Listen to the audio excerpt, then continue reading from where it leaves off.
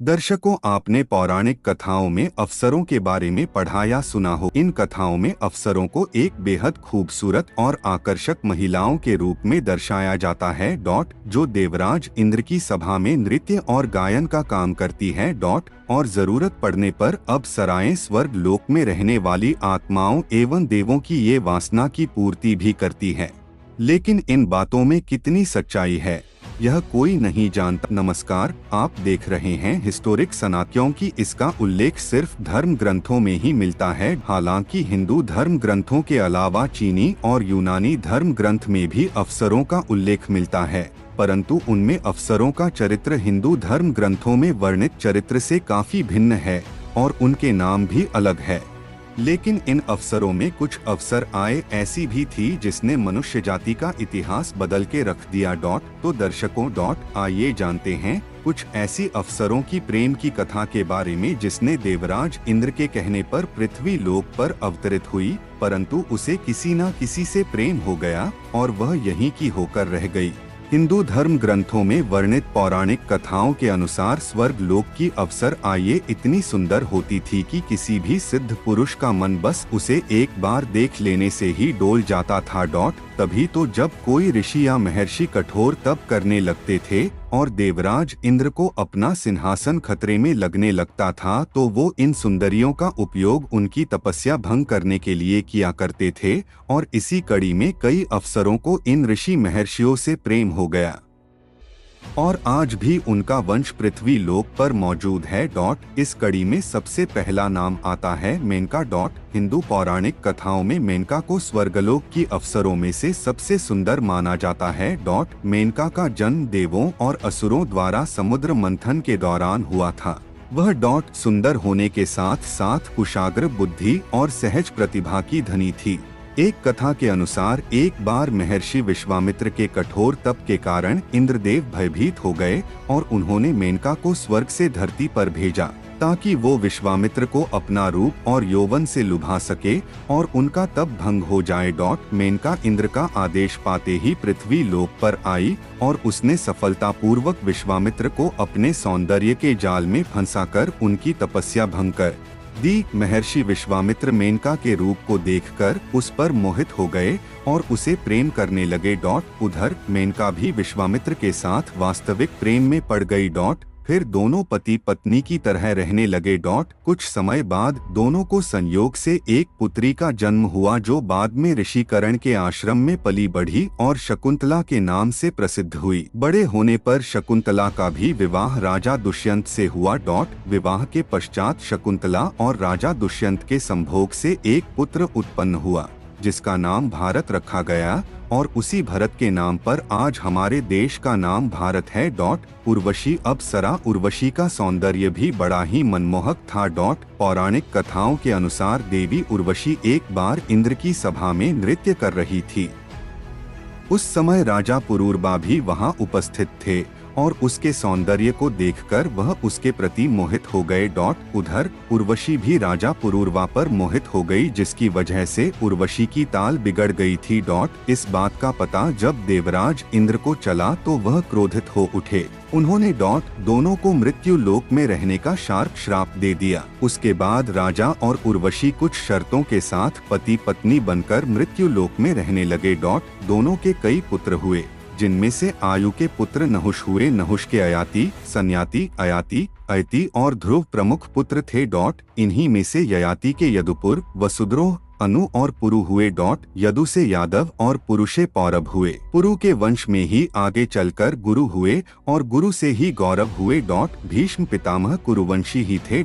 महाभारत के अनुसार उर्वशी एक बार इंद्र की सभा में अर्जुन को देखकर आकर्षित हो गई थी और उसने अर्जुन से निवेदन किया था कि वह उसके साथ रमन करें, परंतु अर्जुन ने यह कहते हुए मना कर दिया कि देवी, हमारे पूर्वजों ने आपसे विवाह करके हमारे वंश का गौरव बढ़ाया था। 8 पूर्व वंश की जननी होने के नाते आप हमारी माता समान है और अर्जुन के मुख से ऐसी बातें सुनकर उर्वशी ने उसे 1 वर्ष तक नपुंसक होने का श्राप दे दिया था। इसी तरह अफसर उर्वशी से संबंधित सैकड़ों कथाएं प्राणों में मिलती हैं। कुंज का स्थला एक और जहां उर्वशी और मेनका ने पूर्वा के वंश को आगे बढ़ाया, वही कुंज का स्थला ने वानर वंश को आगे बढ़ाया था। माता अंजनी से हनुमान के जन्म की कथा तो हम सब ने सुनी है, लेकिन बहुत कम लोग जानते हैं कि माता अंजनी किसी समय इंद्र के दरबार में पूंजिका स्थला नाम की एक अफसर हुआ करती थी।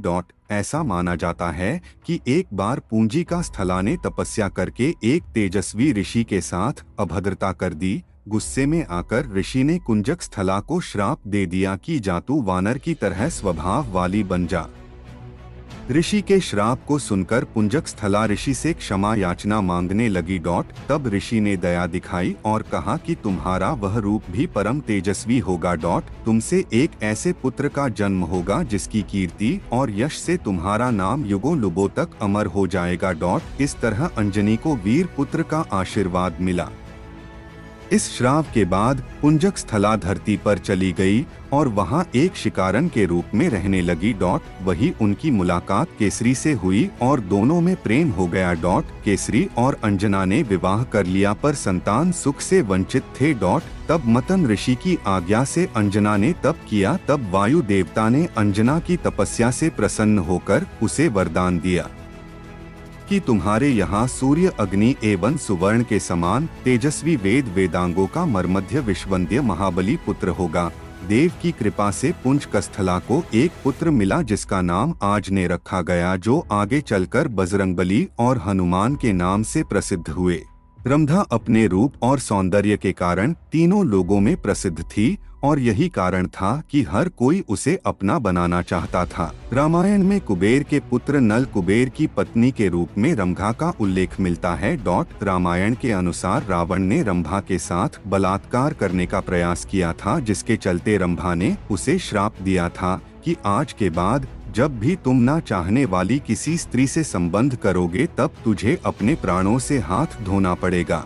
माना जाता है कि इसी श्राप के भय से रावण ने सीता हरण के बाद सीता को छुआ तक नहीं था। वही महाभारत में इससे तुरंत नाम के गंधर्व की पत्नी बताया गया है। इसके अलावा एक कथा के अनुसार एक बार विश्वामित्र की घोर तपस्या से विचलित होकर इंद्र ने रंभा को बुलाकर विश्वामित्र का तप भंग करने के लिए भेजा, परंतु जब वह पृथ्वी लोक पर आई तो ऋषि विश्वामित्र उसे देखते ही इंद्र का षड्यंत्र समझ गए और उन्होंने रंभा को 1000 वर्षों तक शिला बनकर रहने का श्राप दे डाला। सवाल ये उठता है कि अपराध तो इंद्र ने किया, फिर सजा रंभा को क्यों मिली? हालांकि वाल्मीकि रामायण की एक कथा के अनुसार एक ब्राह्मण द्वारा यह ऋषि के द्वारा श्राप से मुक्त हुई थी। तिलोत्तमस वर्ग की परम सुंदर अप्सराओं में से एक थी।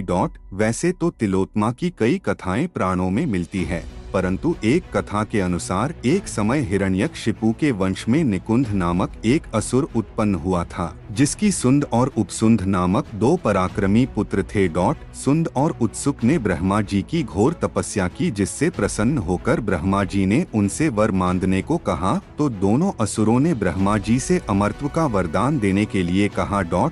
लेकिन ब्रह्मा जी ने यह वरदान देने से इनकार कर दिया और कोई दूसरा वर मांगने को कहा। तब दोनों भाइयों ने सोचा कि वह दोनों एक दूसरे से बहुत प्रेम करते हैं और आपस में कभी लड़ते नहीं।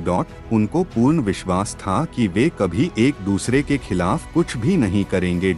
इसलिए उन्होंने ब्रह्मा जी से कहा कि उन्हें यह वरदान मिले कि एक दूसरे को छोड़कर इस त्रिलोक में उन्हें कोई भी ना मार सके। तब ब्रह्मा जी ने सुंद और उत्सुक को इस वरदान की स्वीकृति दे दी। उधर वरदान मिलने के बाद दोनों भाइयों ने तीनों लोगों में अत्याचार करने शुरू कर दिए। जिसके चलते हाहाकार मच गया। फिर इस बात का पता जब ब्रह्मा जी को पता चला तो उन्होंने दोनों भाइयों को आपस में लड़वाने के लिए तिलोत्तमा नाम की अफसरों की सृष्टि की। ब्रह्मा से आज्ञा पाकर तिलोत्तमा ने सुंदर और उपसुंद के निवास स्थान विंध्य पर्वत की ओर प्रस्थान किया। एक दिन तिलोत्तम को दोनों भाइयों ने गाते हुए देखा और दोनों ही उसे देखकर उस पर मोहित हो गए और अपना सुध बुध खो बैठे। यह सुनते ही उपसुन क्रोधित हो गया और उसने कहा, नहीं, तुम अकेले ही यह निर्णय कैसे ले सकते हो? इससे पहले मैंने देखा है आठ यह मेरी अर्धांगिनी बनेगी। बस फिर क्या था, दोनों ही भाई आपस में लड़ने लगे। बहुत समय तक उनमें लड़ाई चली और अंत में एक दूसरे के हाथों मारे गए। दर्शकों, इन 5 अफसरों के अलावा भी बहुत सी अफसर आए हैं जिनका वर्णन हिंदू धर्म ग्रंथों में किया गया है, और वे अफसर आए भी इन्हीं की तरह सौंदर्य की देवी मानी जाती है। फिलहाल आज की वीडियो में इतना ही। अब हमें इजाजत दे और वीडियो को अंत तक देखने के लिए आपका बहुत बहुत शुक्रिया।